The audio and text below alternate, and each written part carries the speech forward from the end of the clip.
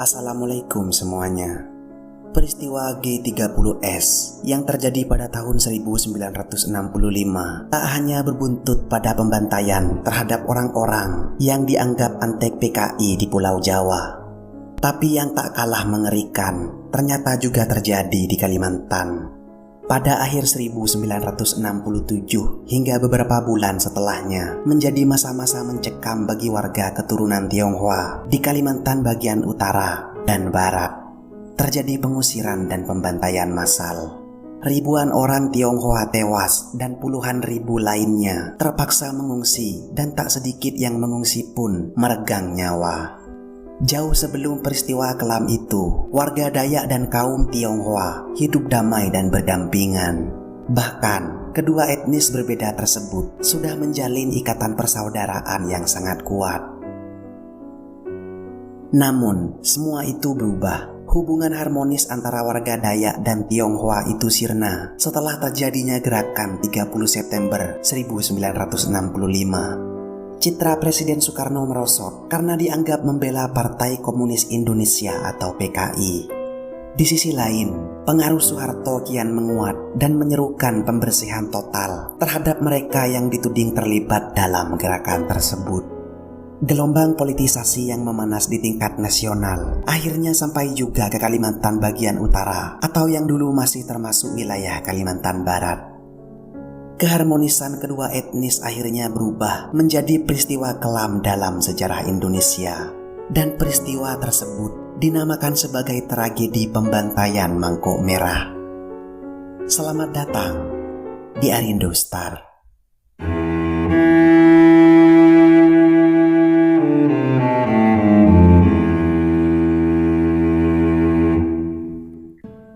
Pada awal dekade 1960-an, Presiden Soekarno mulai mengobarkan semangat genyang Malaysia. Karena negeri jiran yang dianggap sebagai antek Inggris berambisi membentuk Federasi Malaysia. Sebagian besar warga Kalimantan Utara, terutama dari kalangan Tionghoa yang tinggal di dekat perbatasan, turut menolak keras rencana Federasi Malaysia karena dianggap bahwa Federasi Malaysia dapat mengganggu kedaulatan Indonesia yang baru saja merdeka. Presiden Soekarno kemudian mengirimkan salah seorang menteri negara di kabinet Dwi Korah I bernama Uwe Cutap ke perbatasan utara Kalimantan untuk menggalang kekuatan dalam rangka kampanye genyang Malaysia. Uwe Cutap yang kebetulan juga keturunan Cina memperoleh sambutan meriah dari masyarakat setempat. Hasil kunjungan dari Uwe Cutap membuat dibentuknya Barisan Sukarela atas izin pemerintah pusat. Organisasi Barisan Sukarela tersebut banyak diminati warga. Pihak yang bergabung bukan saja warga Kalimantan Utara saja, melainkan pula para pemuda dari Singapura, Brunei Darussalam, bahkan dari Malaysia yang tidak setuju dengan rencana pembentukan Federasi Malaysia. Barisan Sukarela atau gerilyawan yang dibentuk tersebut diberi nama Pasukan Rakyat Kalimantan Utara atau Paraku yang dikombinasikan dengan Pasukan Gerilya Rakyat Sarawak atau PGRS. Saat itu, anggota pasukan PGRS dan Paraku memang didominasi oleh orang-orang keturunan Tionghoa. Untuk persiapan menghadapi Malaysia, Angkatan Perang Indonesia mendirikan pangkalan militer utama di Kalimantan Barat. Wilayahnya antara lain Sambas, Bengkayang, Sanggau Ledo, Putu Sibau, dan kota-kota perbatasan lainnya. Daerah-daerah itu dijadikan sebagai tempat berkumpulnya para sukarelawan. Para sukarelawan dilatih oleh instruktur militer Indonesia dan tinggal di kamp-kamp pelatihan di kawasan perbatasan Kalimantan Barat serta Kalimantan Utara.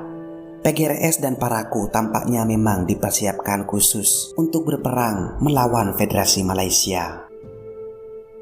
Namun niat perang tersebut akhirnya justru menguap. Memanasnya situasi dalam negeri Indonesia sendiri seiring terjadinya peristiwa G30S 1965 membuat Soekarno berada di ujung tanduk. Angin politik pun berganti arah. Kubu komunis yang semula bergerak leluasa menjadi terjepit dan mendapati masa-masa paling suram. Soeharto yang berhasil mengendalikan kuasa, mengerahkan seluruh jejaring negara untuk mengganyang PKI sampai ke akar-akarnya. PGRS dan Paraku pun juga terkena imbasnya. Suara yang mulai meninggalkan Soekarno mendapatkan momen tepat. Mereka menggerakkan massa Dayak untuk membasmi PGRS dan Paraku, termasuk ribuan kaum Tionghoa yang sebenarnya tidak terkait atau bahkan tidak tahu menahu atas persoalan ini. PGRS dan Paraku yang sebelumnya dibentuk atas izin Soekarno akhirnya mulai menyasar militer Indonesia lantaran terus diburu dengan tudingan pro-komunis. Pertengahan Juli 1967, pasukan Paraku menyerbu lapangan udara milik TNI Angkatan Udara di Singkawang dan Sanggauledo, Kalimantan Barat. Serangan tersebut menewaskan 4 orang anggota militer. Selain itu, 154 pucuk senjata dan amunisi TNI juga berhasil direbut. Namun upaya militer untuk membalas para pasukan PGRS dan Paraku mengalami kesulitan. Terbatasnya pihak militer setempat dalam persenjataan maupun jumlah personil memicu kendala serius. Di sisi lain, pihak gerilyawan PGRS dan Paraku mendapatkan bantuan dari kaum pedagang perantara di pedalaman. Mereka menjadi penyuplai logistik dan kebutuhan para gerilyawan. Pemerintah pusat yang kala itu berada dalam kendali Soeharto pun bereaksi. Ancaman PGRS dan Paraku yang diduga berbaur dengan kelompok komunis dirasa sudah amat mengkhawatirkan, sehingga diputuskan untuk mengirimkan pasukan bantuan. Setidaknya ada 9 kesatuan militer yang diperbantukan untuk membasmi PGRS dan Paraku dalam rangkaian yang dinamai Operasi Sapu Bersih. Lambat laun, kondisi mulai mengarah kepada ancaman konflik SARA. Terjadi pembunuhan orang Dayak yang belum diketahui pelakunya di daerah Ledo, Seluas, Pahauman, Bengkayang, dan hampir di seluruh wilayah yang terdapat komunitas etnis Cina. Situasi ini dimanfaatkan oleh pihak tertentu untuk menjadikan PGRS dan Paraku sebagai tersangka pelaku pembunuhan. Aroma politisasi sangat kental dalam konflik di Kalimantan Barat dan Utara kala itu. Masyarakat Dayak yang sudah terlanjur murka kemudian bertekad untuk membalas dendam dengan dukungan penuh dari TNI yang memang juga menghendaki pembasmian gerilyawan PGRS dan Paraku. Sehingga tragedi berdarah yang dikenal sebagai peristiwa Mangkok Merah akhirnya tidak dapat terelakkan.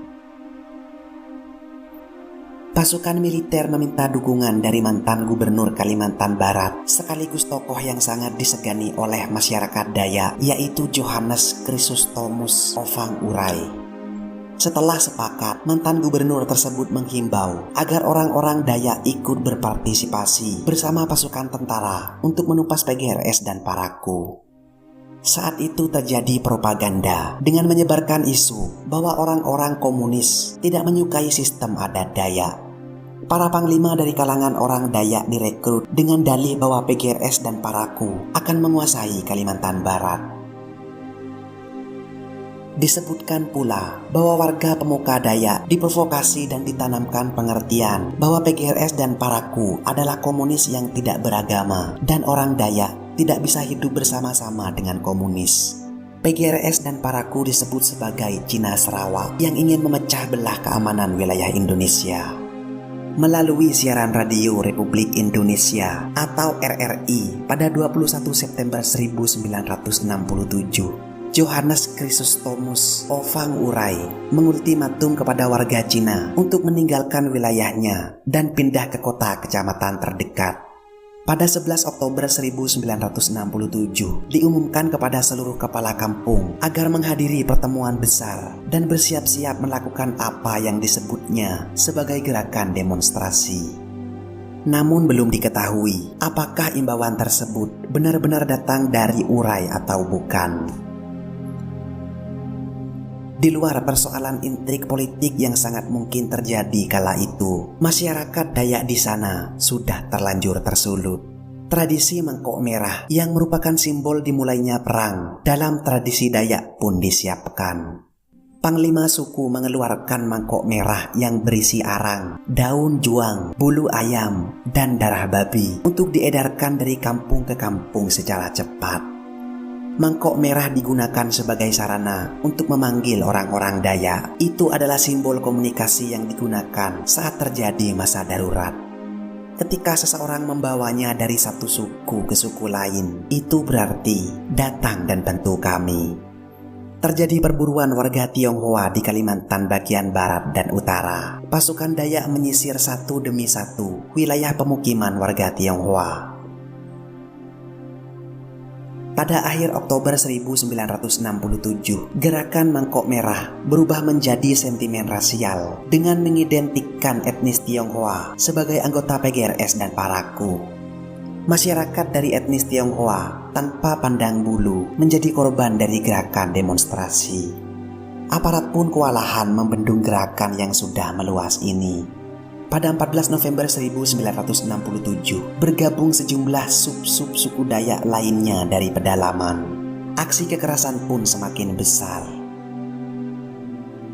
Kekerasan mencapai puncaknya pada akhir November 1967. Menurut catatan misioneris Herman Joseph van Hulten dalam buku berjudul Hidupku di Antara Suku Dayak, menceritakan para penyerang dengan senjata berburu mulai membunuh orang-orang keturunan Tionghoa dan membakar harta bendanya. Toko-toko Cina dibakar dan mayat-mayat korban dibariskan di jalanan.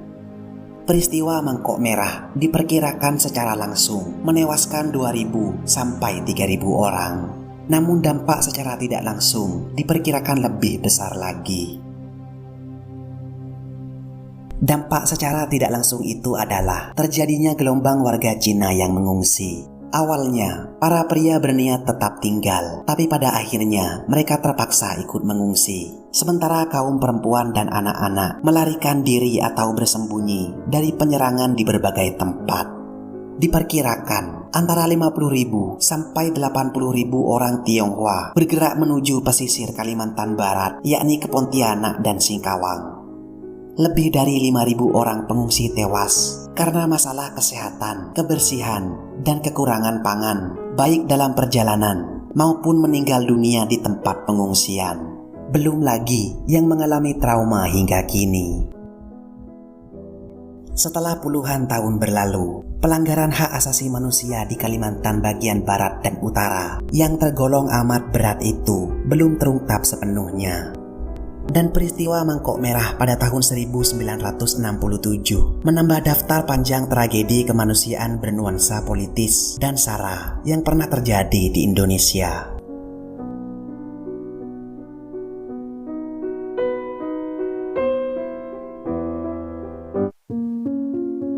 Marilah kita doakan yang terbaik kepada saudara-saudara kita yang menjadi korban dalam peristiwa ini. Jadikan cerita ini sebagai pemantik agar kita semua dapat lebih bertoleransi terhadap semua perbedaan saudara-saudara kita di Indonesia. Dan agar kita semua tidak mudah diadu domba oleh orang-orang atau kelompok yang memiliki kepentingan tertentu. Terima kasih sudah menonton. Ciao, hasta luego.